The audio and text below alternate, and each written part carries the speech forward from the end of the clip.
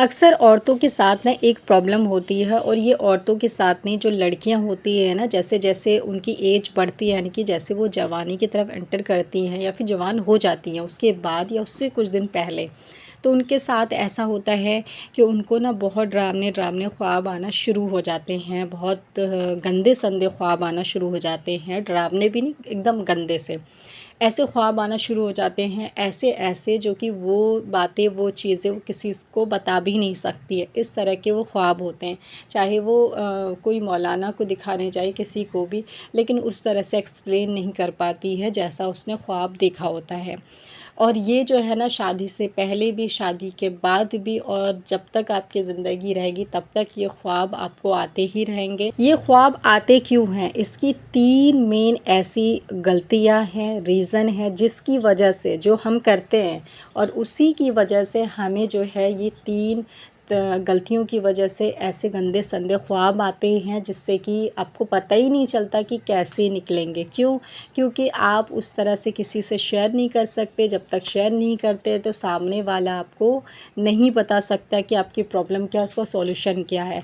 इसीलिए औरतें जवानी से लेकर के शादी तक, शादी से लेकर बुढ़ापे तक वो उसी प्रॉब्लम में जूझती रहती है, किसी को एक्सप्लेन नहीं कर पाती है, और ऐसे ख्वाब उसको आते रहते हैं और ना ही उसे कभी पता चल पाता है कि मेरी गलती क्या है, मेरी मिस्टेक क्या है, मैं क्या गलती कर रही हूँ। सबसे जो पहली गलती है ना, वो ये होती है कि बहुत सारी औरतों को ये चीज़ नहीं पता है कि अपने जो कपड़े होते हैं हमारे, चाहे वो हमारे अंदर के कपड़े हों पर्सनल, ठीक है, या फिर हमारे सूट सलवार हों, यानी कि हमारे कोई से भी कपड़े हों, चाहे हमने पहन के उसको उतारे हों या फिर वो गंदे कपड़े हों या फिर हमने धो करके उसको रखे हों, कोई से भी कपड़े हों, साफ़ हो, नापाक हो, पाक हो, मैटर नहीं करता है। कोई से भी कपड़े अगर आप अपने वॉशरूम में रख देते हैं, कई सारे लोगों को देखा होगा, मिडिल क्लास तो ख़ास तौर से अपने वॉशरूम में कील ठोक के रखते हैं पीछे, और जाते हैं कपड़े चेंज करते, कपड़े उतारने के बाद उसी कील में टांगा छोड़ देते हैं। तो वॉशरूम जो है बहुत गंदी जगह है, वो अच्छी जगह नहीं है। वहाँ पे शैतान और ख़बीस रहते हैं, जो कि आप पे हमेशा, औरतों पे गंदी नज़र डालते हैं। इसीलिए कहा जाता है कि जब वॉशरूम औरतें जाएं तो अक्सर दुआ पढ़ के जाया करें। दुआ पढ़ने से ये होता है कि उनके और आपके बीच में एक पर्दा हो जाता है, जो कि वो आपको नहीं देख सकते हैं। अब जब आपने अपनी पर्सनल चीज़ें, अपनी पर्सनल कपड़े आपने जब वॉशरूम में रख दिए हैं, चाहे वो पाक हो, नापाक हो, या फिर वो धुला है, कैसा भी हो, तो क्या होता है कि जब आप सोती हैं तो ये जो शैतान, ये ख़बीस होते हैं ना, जैसी जैसी हरकत आपके कपड़े के साथ करेंगे, वैसी वैसी फीलिंग आपकी बॉडी के साथ होती रहेगी। ये चीज़ होता है। इसीलिए औरतों को जो है ना बुरे ख्वाब आते हैं, उसका मेन रीज़न यही होता है कि वो अपने कपड़े वॉशरूम में रखती हैं। अच्छा, ये मर्दों के साथ भी होता है, लेकिन मर्दों को जो है इस तरह के ख्वाब नहीं आते गंदे, उनको डरावने आते हैं। यानी कि मर्दों के साथ ऐसा ख्वाब नहीं होता है, मर्दों को वो डराते हैं शैतान ख़बीस।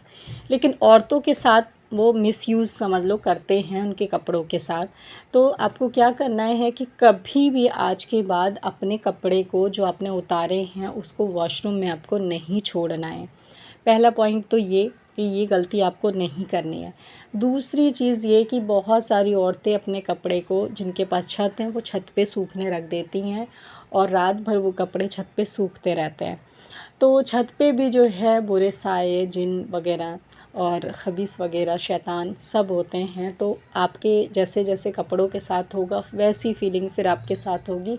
तो आपको छत पे भी कपड़े को नहीं रखना है रात के वक्त। अब आ जाते हैं हम कि आपको वॉशरूम और छत पे नहीं रखना है। तीसरी चीज़ कि बरामदा जो होता है, जो कमरा होता है, उसके बाद बरामदा होता है या आंगन होता है घर का, आंगन और बरामदा, ये दो जगह भी आपको अपने कपड़े उतार के नहीं रखने हैं। कैसे भी कपड़े नहीं रखने, चाहे वो आपके नापाक हों, पाक हों, साफ़ हों, गंदे हों, किसी भी तरह के आपके कपड़े को बाहर नहीं रखना है। यानी कि जो आपका कमरा है, जो आपका घर है, जहाँ आप सोते हैं, बैठते हैं, आप अपने कपड़े को वहीं रखिए। अगर वो कपड़े सूखे नहीं हैं, जैसे कि आंगन में डलें, छत पे डलें, वॉशरूम में हैं, ठीक है, अगर वो सूखा नहीं है तो उसको उतारिए। तो अपने कमरे में ना एक चेयर रखिए और चेयर के ऊपर सारे गंदे संदे जो भी कपड़े हैं या फिर बिना सूखे कपड़े हैं उनको वहीं रखिए, लेकिन बाहर मत छोड़िए, वॉशरूम में मत छोड़िए, छत पे मत छोड़िए।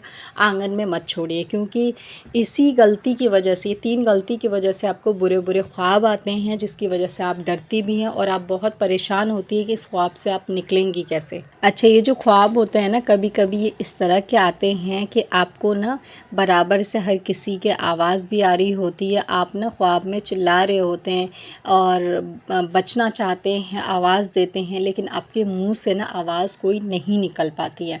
और इस तरह के ख्वाब से आपकी आँखें बहुत मुश्किल से खुलती है।